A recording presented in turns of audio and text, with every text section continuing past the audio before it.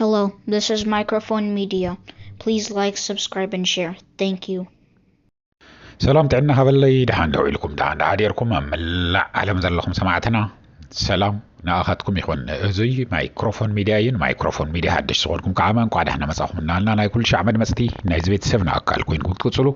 سبسكرايب زي غوركم سبسكرايب قبروا لايكن شيرن غيركم كسمعوا بخبرنا عندكم لايك غيركم زمروا هم تقول شي عنا زهركم سمعتنا زينا لنا باركس نايلومي سنوت اوغست تشعت خلتشهن 26 بفرنجا قواصرها مالت እዩ ናይ መወዳእታ ቪድዮና ለማዓንቲና ንገብር ዘለና ንለማዓንቲ ዝኸውን ማለት እዩ እዚ ሕፅር ዝበሉ ዋናው ዝኾኑ ዜናታት ሒዝናልኩም መፂና ዘለና ኣገደስቲ ዝኾኑ ሓበሬታ እዮም ብፍላይ ፌደራል ፖሊስ ንብሎ ዘለና ኩሎም ብቻ ኣገደስቲ ዝኾኑ መልእኽቲ እዮም ላይክ ገበርዎ ሰማዕተይ ላይክ ምግባር ምንም ነገር ደንጉየኩምን ገንዘብ ከዓ ይትኸፍሉልን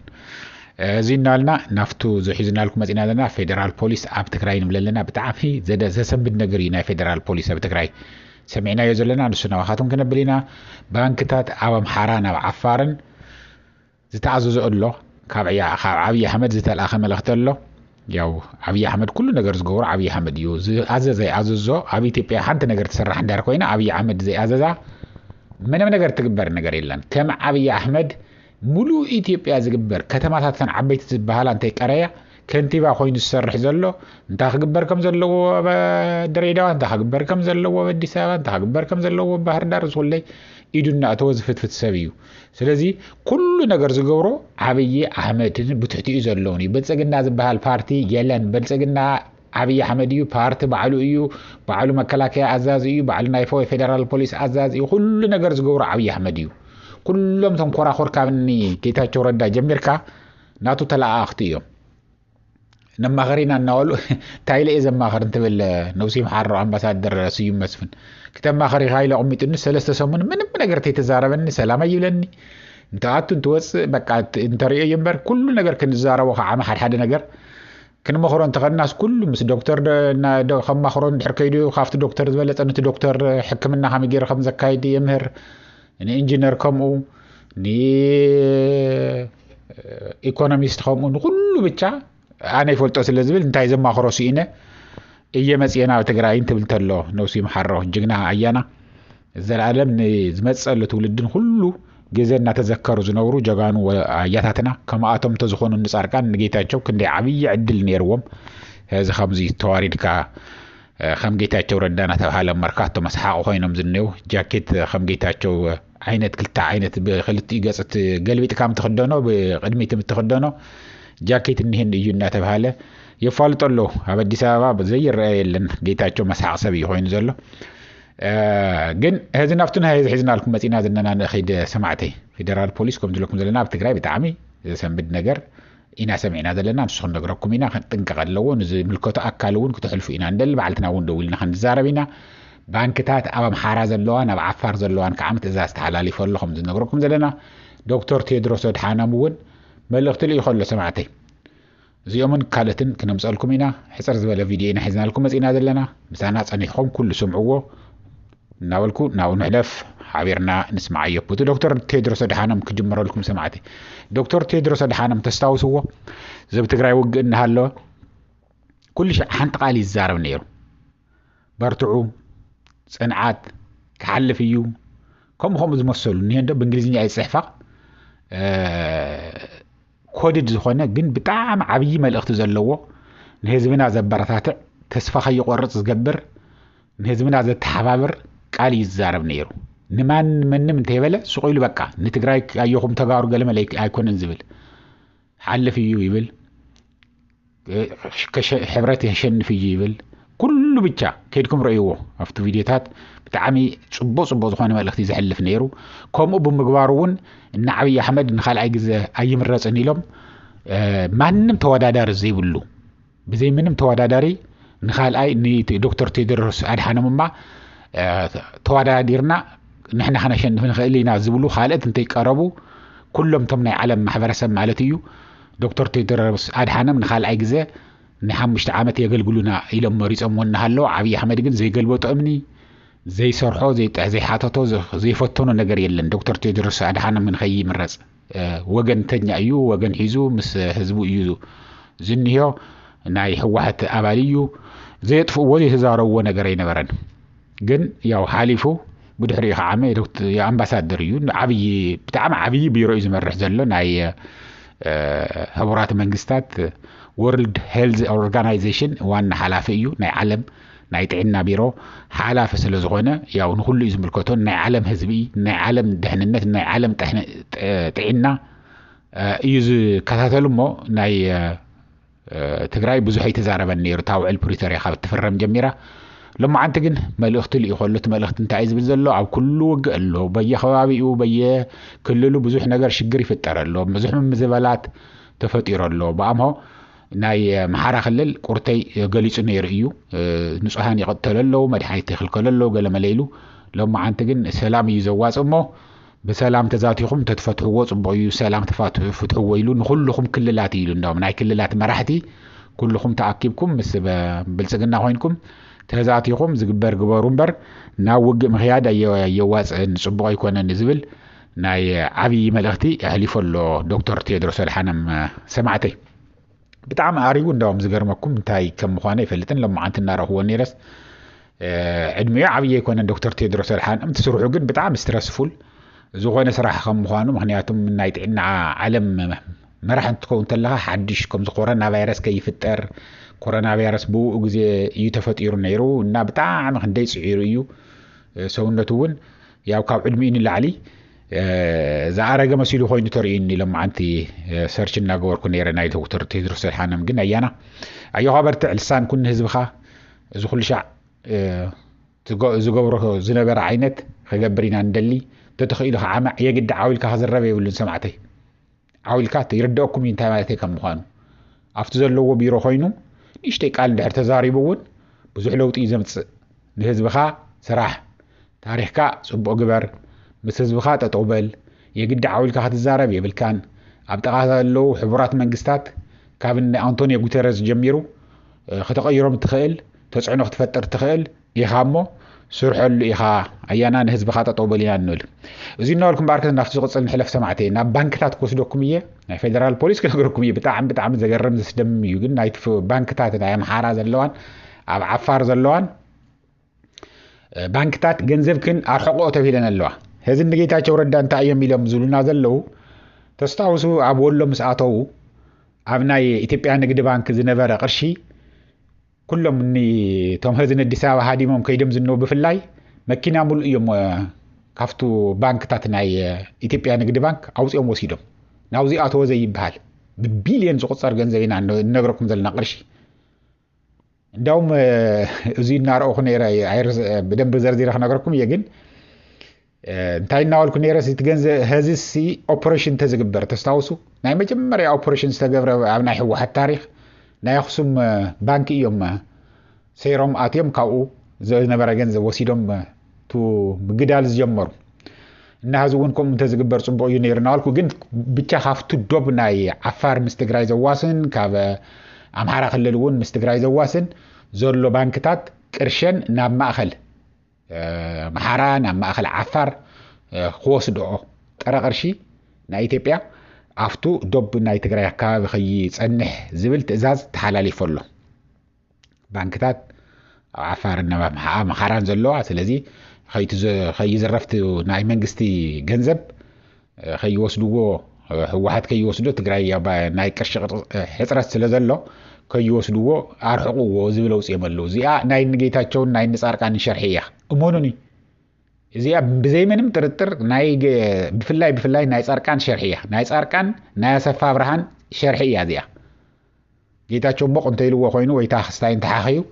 كموصل لي خيل بركم نسرتهم كل خفاءات زحاسب بزح يكونن جن ناي صاركان جن كمزي از نسد الشرح نحتو يا افتو خابه ولز توسد ገንዘብም ብዙሕ ዝተጨማለቀ ይደለዎም እዚኦም ኩሉ ዮም ንአዲስ አበባ ከይዶም ነው ንዓፋር ከይዶም ዝነው ናብ ካሊእ ቦታ ከይዶም ነው ንምኽንያት እዮም ከይዶም ሰማዕተይ ንሕተቲና እዚና ምንታይ ኣቲኹም እንታይ ገርኩም ዝብል ብዙሕ ነገር ብዙሕ ገበን ፈጺምና አይና ኢሎም እዮም ሃዲሞም ዝነበር ብዙሕ ድመዚ ሙኻዓብ ስኳር ሕማምና ኣለዎም ግዛዕ ተፈላለየ ሕማማት እናሃለዎም ንአዲስ አበባ ይመሃዶም ኣዲስ አበባ ማንም ዘወሉ ዝርዮም የለን ኣብ ትግራይ ኮይኖም ብጣዕሚ ተኸቢሮም እዮም ዝነብሩ ነይሮም እና ያው ፌደራል መንግስቲ ኣርሕቑ ዝገንዘብ እዚ ኣውፂኹም ውሰድዎ ወስድዎ ዝብል ብጥብቂ ትእዛዝ ሓሊፉ ኣሎ ንኻልኦት ናይ ግሊ ባንክታት እውን እንተኾነ ቅድመ ሕዚ ካብ ግሊ ባንክታት ምንም ገንዘብ ኣይተወሰደን ነይሩ ካብ ንግዲ ባንክ ጥራሕ እዩ ተወሲዱ ነይሩ ናይ ኢትዮጵያ ንግዲ ባንክ ጥራሕ እዩ ተወሲዱ ነይሩ ናይ ትግራይ ሰራዊት ናብ ወድሎ መስኣተዎ ማለት እዩ ካብ ናይ ግሊ ግን ኣይወሰደን ነይሩ ሕዚ ግን ነቲ ናይ ግሊ ባንክታት እውን እንተይቀረየ ገንዘብኩም ብዙሕ ቅርሺ ኣብ ባንኪ ኣብቲ ደቡብ ከባቢ ዘሎ ባንክታት ኣይተቐምጡ ኢሎም ነይሩ ሕዚ ብጣዕሚ ሰብ መነገዲ እዩ እንዳውም ገይርዎ ነይሩ ይሻገር እሞ ናብ ዓፋር ይኸይድ ናብ ኣምሓራ ክልል ይኸዱ እሞ ገንዘብ ውፅኦም የምፅኡ ካብኡ ድሓረ ገንዘብ ብዙሕ ገንዘብ እናኽፈሉ እቲ ገንዘብ ካስ ካብኣቶም ከዓ መሊስካ ትዕድጎ ማለት እዩ ሕዚ ንኣብነት 100,000 እንተሕር ክበካ ኮይኑ ሓደ ካብ ባንክ ውፅኦም ፅዩ ንስኻ ከዓመ 30% ይኹን 40% ትቦ ማለት እዩ እና ብጣዕሚ ግፍዒ ዝስራሕ ዘሎ ብትግራይ ባዕልኻ ፅዒርካ ጊዕርካ ንፅባሕ ንጎ ክኾነኒ እዩ እንተ ትሽገር ተለኹ እንተሓምም ተለኹ ክጥቀመሉ እየ ወይ ከዓ ከምዚኣ ገይረ ሴብ ገይረ ገዛ ክሰርሕ እየ ሓንቲ ነገር ክገብር እየ ኢልካ ዝጠራቐምካዮ ገንዘብካ ክተውፅእ ትኽእልን ዝበሃል ንመጀመርያ ግዜ ኣብ ትግራይ እንተይኮነ ኣይቀርን ኣብዚ ዓለምና ማለት እዩ እዚ እናበልኩ ናብቱ ናይ ፌደራል ፖሊስ ንኸይድ ሰማዕተይ ናይ ፌደራል ፖሊስ ብጣዕሚ ዝገርም ዘስደምም ኢና ሰሚዕና ዘለና ፌደራል ፖሊስ እንግዲህ ከም ትፈልጥዎ ኣብ ናይ ፌደራል መስሪያ ቤታት ዘለው ሓለዋ ዘለው እዮም ፌደራል ፖሊስ እዩ ዘሎ ኣብ ናይ ፌደራል ኢንስቲትዩሽን እንታይ ማለት እዩ ዩኒቨርሲቲታት መዕርፎ ነፈርቲ ሆስፒታላት እዚኦም ብፌደራል እዮም ዝተሓዳደሩ ብናይ ፌደራል ባጀት ስለዚ ንኣቶም ዝሕልውዎም ኣብ ትግራይ ኩሉ ባንክ ኩሉ ሆስፒታላት ኣብ መዕርፎ ነፈርቲ ኣብ ዩኒቨርሲቲታት ኣለው ድዮም ንስኻትኩም ፀሓፉለይ ግን ኣብ መዕርፎ ነፈርቲ ዘለው ኣብ ትግራይ ዘለው ናይ ፌደራል ፖሊስ ሰራሕተኛ ግን ኣብ ዓብይ ገበን ይሳተፉ እዮም ዘለው ጃሱሳት እዮም ኮይኖም ዝኒሄው እዚኣ ብደንቢ ብውሽጢ ዝተለኣኸትልና እያ በዛኻትኩም ንገሩ ዝርዝር ዝደሊ እንተኮይኑ ሓበሬታ ክህብየ ዝብል እኒሆ ብፍላይ ኣብ ሽረ መዕርፎ ነፈርቲ ዘለው ኣብኡ ዘለው ባንዳታት ተጠቂሞም ሰራዊትና እንትንቀሳቀስ እንተሎ ሰራዊትና ኣኼባ እንትገብር እንተሎ ናይ ውድብ መራሕቲ ኣኼባ እንትገብሩ እንተለው ላዕለዎት መራሕቲ ናይ ትግራይ እንትንቀሳቀሱ እንተሎ ኩሉ እናተኸታተሉ እናቀረፁ ብቪድዮ ነቶም ናይ ፌደራል ፖሊስ ይዎም ቶም ፌደራል ፖሊስ ከዓመ ኣብቲ መዕርፎ ነፈርቲ ስለዝሰርሑ ምንም ማንም ዝፍትሾም የለን ብመዓልቱ ሪፖርት ናብ አዲስ አበባ ኤርፖርት ዘሎ ናይ ድሕንነት መስሪያ ቤት ናብኡ ሪፖርት ይገብሩ ማለት እዩ ኩሉ ብስእሊ ብአውዲዮ ብቪድዮ ዝተደገፈ ምንቅስቃስ ናይ ሰራዊትና ዝተዛረብዎ ኣብ ኣኼባ እውን እናተረኸቡ ካብቲ ኣኼባ እውን ቀሪፆም ነቶም ናይ ፌደራል ፖሊስ እናሃቡ እዚኦም ሚልዮናት ዝወሃቦም እዮም ቶም ጃሱሳት ብዙሕ ገንዘብ ይዘውፅእ ዘላ ኣብይ ኣሕመድ ሸርሒ ዝወፀ ይውፃእ ጠፍአይ ጥፋእታ ስልጣነይ ኣብ ሓደ ጋዜጣ እቱ ክገብረለኒ ኩሉ ነገር ገንዘብ ከድሕነኒ ዝኽእል እንድሕር ኮይኑ ኩሉ ናይ ኢትዮጵያ ሃፍቲ እውን እንተኾነ ይወሃብ እሞ ስልጣነይ ክድሕን እየ ዝደሊ ኢሉ ተልዒሉ ዝኒሆ ስለዚ እቱ ዝስራሕ ዘሎ ኩሉ ዝስራሕ ዘሎ እንቅስቃሴ ቶም ጃሱሳት ብተጋሩ ዝገርም ኮዩ እውነት ነመዘራ ብጣዕሚ እኮ ዝገርም እዩ ዞም ሰባት እዚኣቶም ብድምፆም ኩሉ ማለት ብስሞም ብኣድራሾም ወይ ከም ምዃኑ ንፈልጥ ኢና ኢሎም ኣለው ንሳቶም ንኣና ሰደዱልና ኢና ንሓተት ኢና ንሕና ከዓመ ብውሽጥም ይኹን ወይ ከዓ ብሚድያ ዓዊልና እገለን ዝበሃሉ ክንብል ኢና ንድሓር ዝበሃል ነገር የለን ካብ TDF እናኸዱ ናብ ትግራይ ናብ አዲስ አበባ እናኸዱ ዝሕሱ ዝነበሩ ኣጋሊፅና ብዙሓት ኣብኡ እርምጃ ክውሰዶም ተገይሩ ሕዚ እውን ብግልፂ እዞም ነቶም ፌደራል ፖሊስ ኣይኮናን ፌደራል ፖሊስ ማ ስርሑ ይሰርሕ ዘሎ መንግስቲ ዝምልከቶ ሕጊ ጥሒሶም እንተኮይኖም ብሕጊ ጥሒስኩም ይኹን ውፅኡ ኢሉ ከባሮም ፐርሶናናን ግራንት ኢሉ ዋስትና ይነበኩም ኢሉ ከባሮም እንት ዝኽእል እንተኮይኑ ይግበር ዋና ግን እርምጃ ስጉምቲ ክወስድ ዘለዎ ኣፍቶም ተጋሩ ጃሱሳት ኣፍቶም ተጋሩ ባንዳታት ናይ ዓዶምን ናይ ህዝቦምን ሚስጥር እናሕለፉ ንገንዘብ ኢሎም ዝህቡ ዘለው ሰካራማት ኢና ንብለኩም ዘለና ሰካራማት ዝብሎ ዘለኹ ናይ ኮነ ኢለየ ንምንታይ ኣብ ትግራይ ከምኡ ሰሪቆም የምጽውዎ ሰሪሖም የምጽውዎ ሓሲዮምም የምጽውዎ ኣብ ዳመስተ እዩ ኩሉ ከም ዓብይ ነገር ዝረአ ዘሎ ኢሎም ኣብ ትግራይ ገንዘብ ከቐምጥ ሓንቲ ነገር ክሰርሕ ሓንቲ ነገር ክዕድግ زي غير زبها النجار لن كندي براسته معلتي خندي وسكي ورده معلتي من يوتاز خبرت وسكي زورده زي وددرني هي لمبو كم يز مثل حاتيات كم زلو انا خرد انديك على نور نبزره حدث صحيح وسدد الليسي بقى زغرم كو تخلي موزن مانغون بابايان ان نقلو نافرسو نا قرصو غشنا تتخلز عبيو حزبي الكحوليك كوينو توالاشيو حزبنا زبل صحيفو لي نير حد ان هزون تخونه ناي الكول ችግር بتاعم يو سوسو يوزي ولف سله تحزكات الكول تريو خاب ጌታቸው زعبدلዩ من دحر معيق دحر موقيلني كمزي لي زارم نير يزبزل انتاي دي بنشتي كو بسواكو يجمير يلو سوايا ست نير يلو ስለዚህ تسوا مستايم بتاع الكول مستايم تيكون انا هذا قديس الناس نيو مشترنا يعدنا حلفو نصلا ايه ولو ስለዚህ መንግስት ዝምልከታ አካል ተኻታቲሉ እዚ ነገር እዚ ኒቶም ፈናይ ፌደራል ፖሊስ ወን በሕግ መሰረት ዝገብርዎ ይግበሩ ንቶም ባንዳታት ግን ዘየዳግም ስጉምቲ መምሃር ዝኸውን ተሪር ዝኾነ ስጉምቲ ክወሰድ ኣለዎ ዘየዳግም تزيبلن حدا طنقال نيرم زي حصر زي التاريخ كنغركم قدم قلع خوين كازرخا يسمع خيت ايترسن حدا طنقال نيرم طنقال انت يزبال بتግርኛ طنقال يزبال يكون فلاطني طنقال يزبال طنقال يو طنقال خبلوا بمحارኛ طنقال يمزلوا هذا طنقال نتم تጋደል ተሐድሽ ናይ ውድብ ህወሓትም ኢሃፓም ይንቀሳቀሱ ነይሮም መፍቱ ከባቢ ናይ تم طنقال زنبرلو هذا تمناي ودب حوحت حدش تجادلتي كيدم تم طنقال انتاي لموم اتم ترو ستوريو حق زخونه تاريخي نغركم زلهو هذا غيدم እንግዲህ ዘምሰው አይዚም ገንዘብ ብዙ ይዘርፉ ከም ዘለው ብዙ ይታሉ ከም ዘለው ና ወድብ ሕወሓተይ ተኺዱ ደም ብዙ እዮም ናበይ ሃፓ ኺዱ ገለመል እናወሉ ዝዛረው ዝነበሩ ሰባዮም ብዙ ገንዘብ እና ተቀበሉ እዚኣ ዓምጥ ዘይተወቅዕኒ ያትኒ ማንንም يقتلكم زي عند حريسكم زي اب كساركم اسروا ወይ ጅባኩም حزوا مطيته يوقعكم እና ወልخ ዓመት ብዙ ገንዘብ ይقبሉ የምነር هذا خيدم نحنا هنጋደል ደሊናሞ ጥይት ዘይወቅዕ አለዎም ሰሚዕና አይና ስትንሳይ ሃውና ይብልዎም ዝም ጠንቋል ማለት እዩ ሃለቃ ሃይሊ እዮም ዝባሃል ነር አይርስዑም ቆልዓ ኮይነ ዝራኻ ይትርስዑኒ ጋ ናይቲ ማል እንታይ ነር እንተልኩም ነው ያስታውሰን هذه زي عند حريزنا مو قلين نخونن منم نجر منم نجر بك أنت تتكوي ساب نفتي أفير تبل نلعل فير تبل نقول فير تبل مبر نأخذكم ما يتوقعكم اليوم وعند حركم زي أخوي ناس بأرجويتاي يحازوا مو تا مدحين تلم زهوم مالتين ثم تنقالي يحازوا مو كأول حرخ نفتنا وأميلو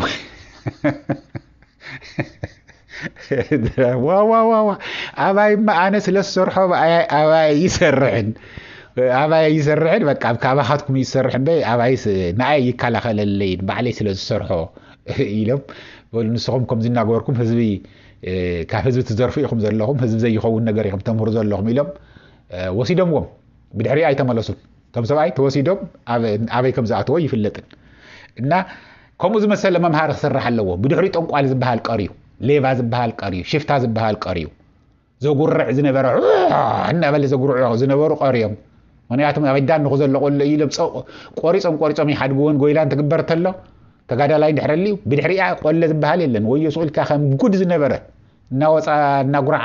حريري بلا قميشي بلا جامعي بلا خوتشاي بلا كم سبعي ون زعيبل زنبرة بدحري قرع يلا ولا زبها نقر يلا كله قريز زنبرة ስለዚህ خموز مثلا ممهاري كمتون مجمري انت جمرت له ودب واحد خجبر له ኢና ንብል እዚና ወልክ ሰማዕተይን هذا وزي اهلني سنبت ስለዝኾነ የቁርተይ ታሪኹ ነግረኩም ደሓን ዋል ደሓን ሕደሩ ቻው